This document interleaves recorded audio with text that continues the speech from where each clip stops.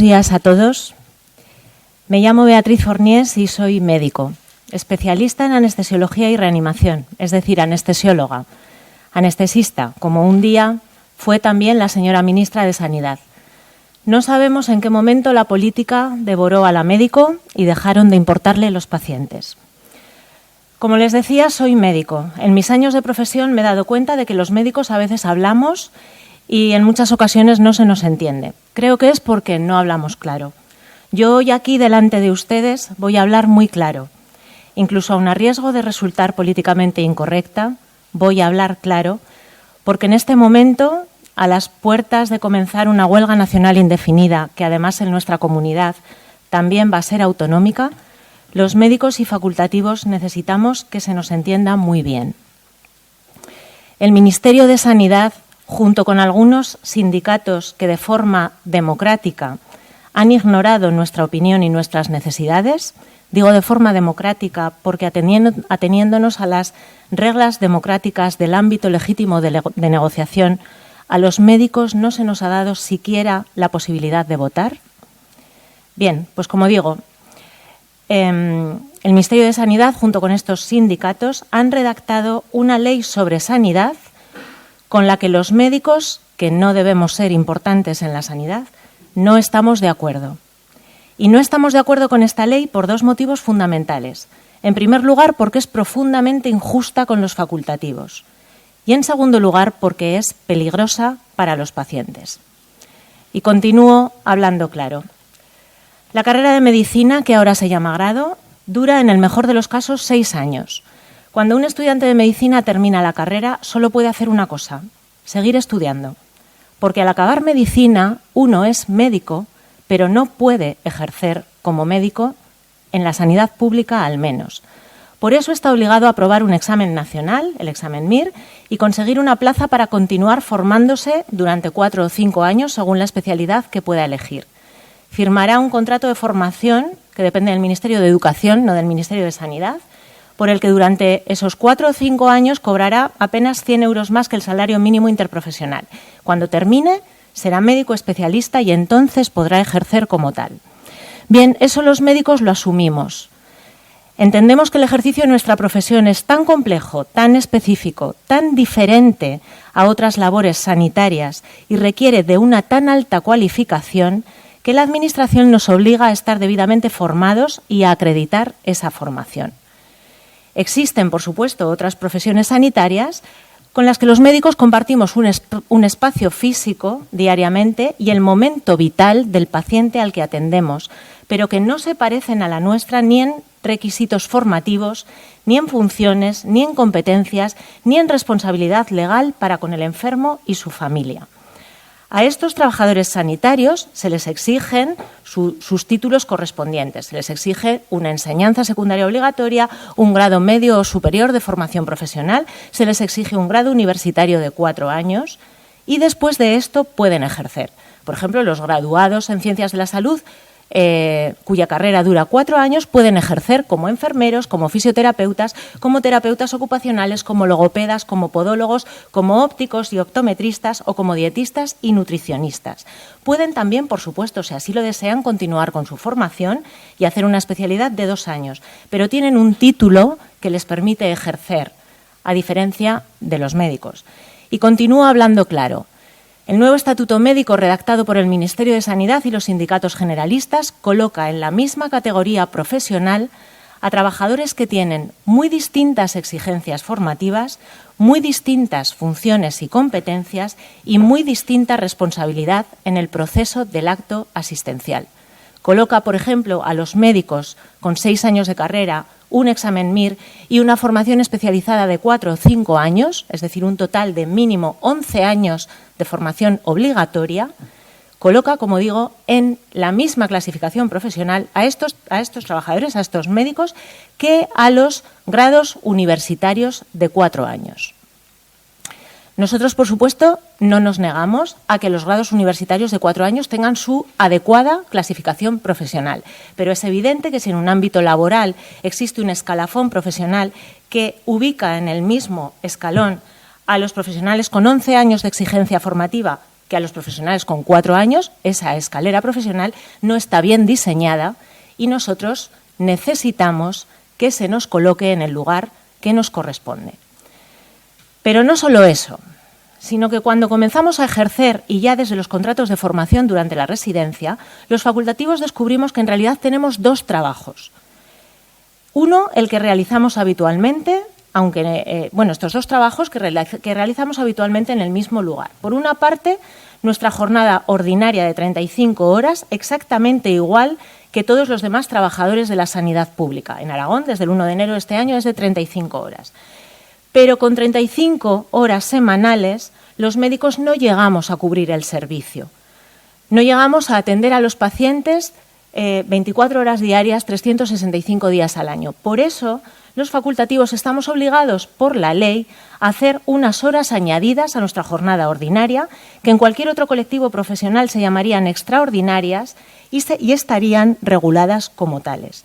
En nuestro caso no se llaman extraordinarias, se llaman jornada complementaria y no tienen ningún tipo de regulación legal.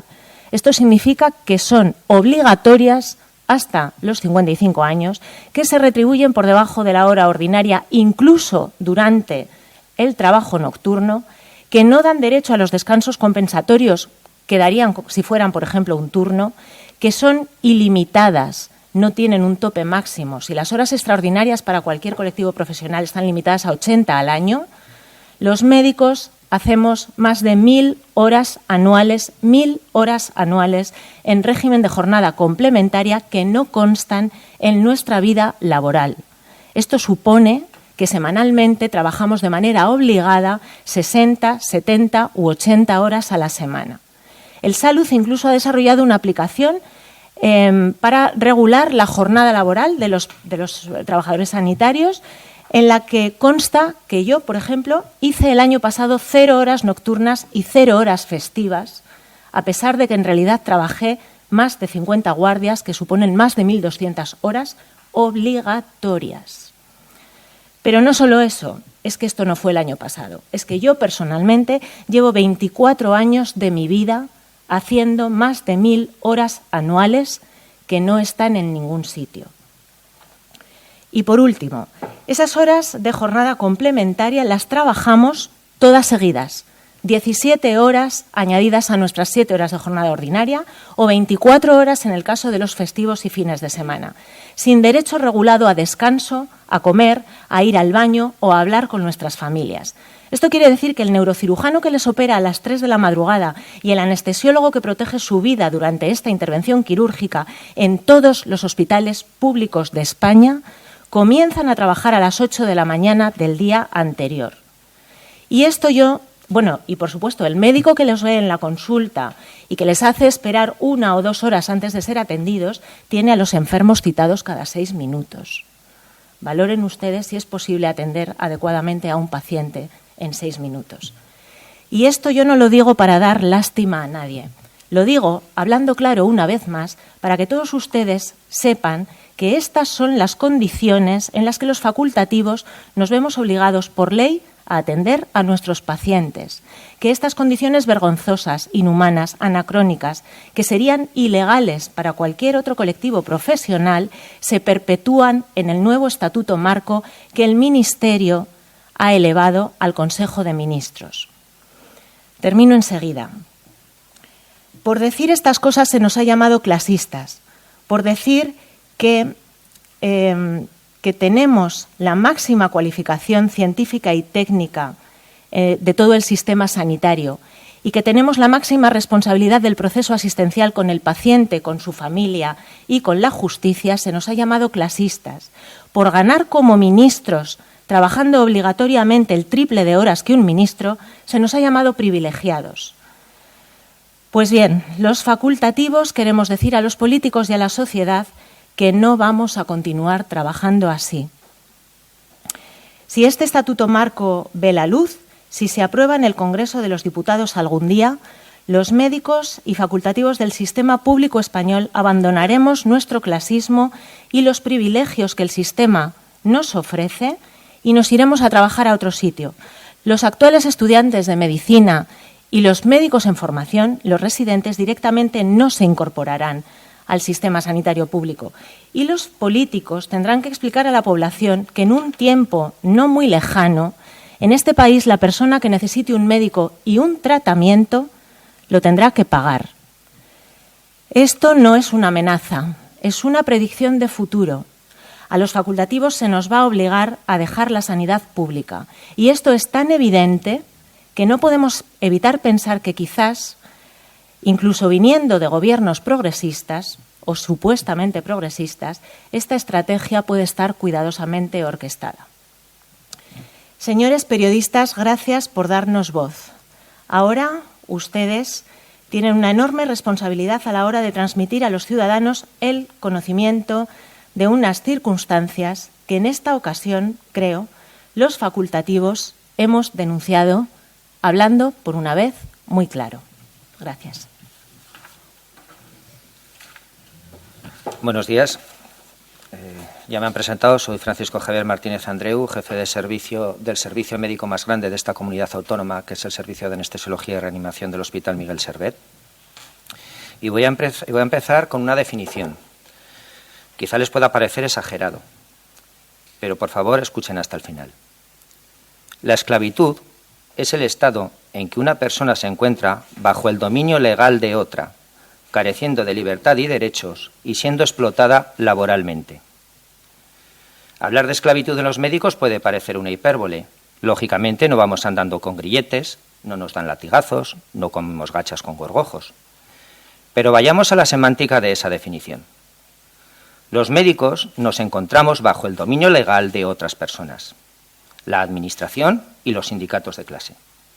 Unos porque pretenden de nosotros un máximo esfuerzo por el menor precio posible en las peores condiciones posibles, y otros porque no solo no nos consideran compañeros, sino parece ser que tampoco nos consideran trabajadores. Los sindicatos que defienden el Estatuto Marco permiten condiciones laborales para los médicos que no permiten para cualquier otro estamento que trabaja en sanidad. Miren, cuando un médico va a dar una conferencia, lo primero que expresa es si tiene un conflicto de intereses, si hay alguien que lo patrocina y que de alguna manera esto puede influir en lo que ese médico va a exponer. Los sindicatos que defienden el Estatuto Marco están subvencionados, los paga el patrón, y la participación de los médicos en los mismos es testimonial. Y, por tanto, consideramos que tienen un claro conflicto de intereses a la hora de defender nuestros derechos.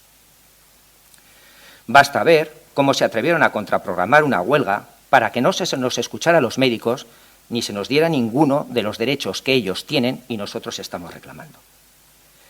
Entre unos y otros, nos privan de nuestra libertad de manera explícita, mediante la explotación laboral, siendo nosotros los únicos trabajadores que no tenemos horario máximo definido. Y trabajamos bajo una presión, una exigencia máxima y en unas condiciones laborales de mínimos, gracias a esos derechos que otros negocian por nosotros. Y sí, decir que somos esclavos es una hipérbole, y por una única razón, porque al final esa libertad personal nuestra es nuestra y no nos pueden privar de ella. Y así cada vez son más los médicos que se están yendo a trabajar solo en la sanidad privada. Cada vez son más los compañeros residentes que terminan y se van a otra comunidad autónoma con mejores condiciones laborales que las nuestras. Y cada vez son más los médicos que se están yendo al extranjero. Como ha dicho Beatriz, recordarles que formar a un médico cuesta entre 11 y 12 años. Hasta que no ha pasado ese tiempo y ha pasado por la formación MIR, no tiene la licencia para poder ejercer como especialista.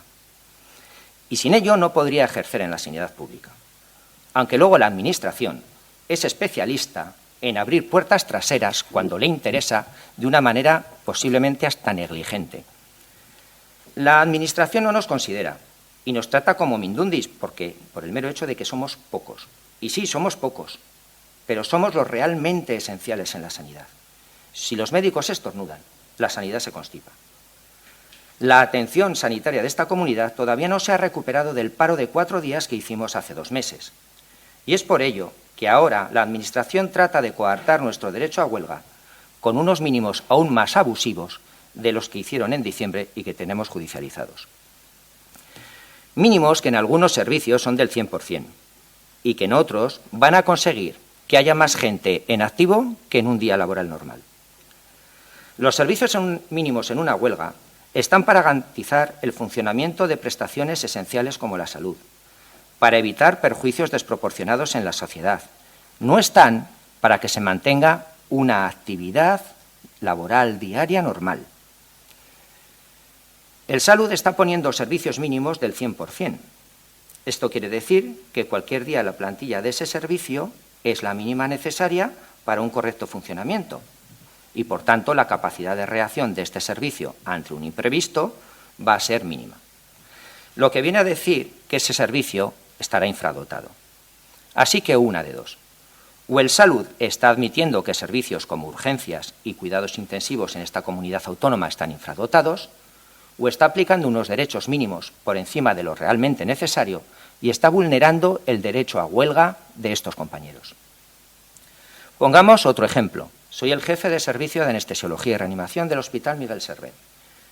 Cualquier festivo tengo 7 facultativos de guardia presenciales y 4 localizados, es decir, 11 personas disponibles para dar la asistencia necesaria. En la huelga del 13 de junio fueron 29 los anestesiólogos que fueron designados de mínimos cada uno de los días de la huelga. Y en esta huelga, convocada para la semana que viene, pasamos a ser 41. No solo eso, sino que en la redacción de los servicios mínimos nos han obligado a atender actividad programada no urgente y se considera que procedimientos diagnósticos que pueden llevar 3 o 6 meses de lista de espera ahora son indemorables y no se pueden retrasar una semana. Nos gustaría que nuestros dirigentes del Salud se preocuparan tanto por estos pacientes todos los días del año y no solo cuando convocamos una huelga. A este paso, en la próxima convocatoria de huelga, el texto de mínimos pondrá que todo el personal es mínimo y debemos de trabajar como un día normal. Nos han llegado avisos desde el clínico de actuaciones que creemos que no se deben de llevar a cabo. Y por ello quiero terminar recordando a la Administración y a las direcciones de los centros sanitarios que las amenazas o la intimidación para coartar o vulnerar el derecho a huelga es un delito tipificado y que ante cualquier notificación de los mismos por parte de nuestros compañeros, el sindicato va a saber muy bien cómo actuar, exigiendo responsabilidades individuales o colectivas.